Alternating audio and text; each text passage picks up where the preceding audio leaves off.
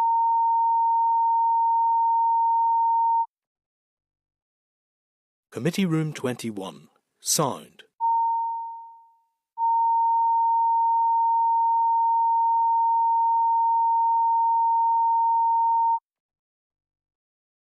Committee Room 21.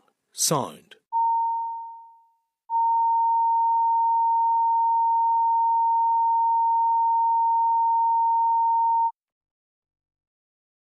Committee Room 21.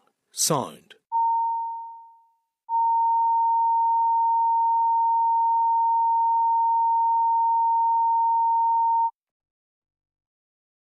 Committee Room 21. Sound.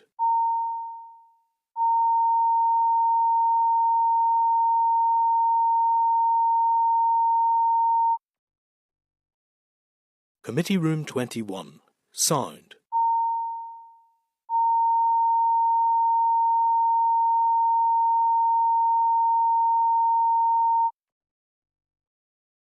Committee Room 21.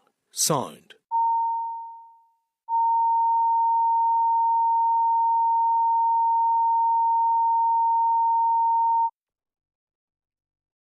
Committee Room 21. Sound.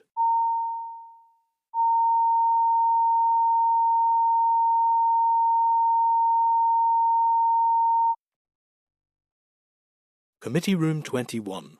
Sound.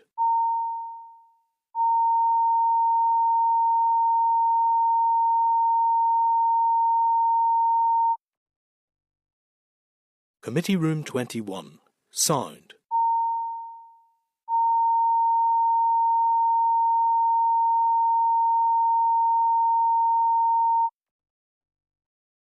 Committee Room 21. Sound.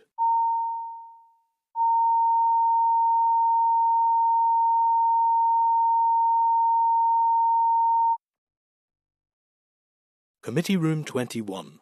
Sound.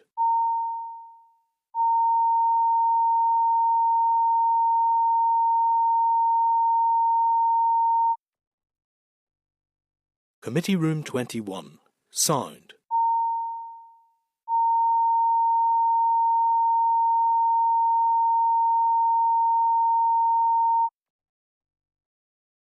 Committee Room 21. Sound.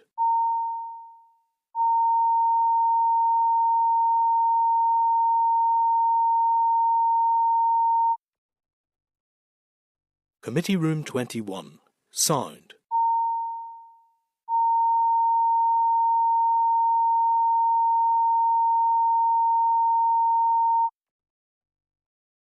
Committee Room 21.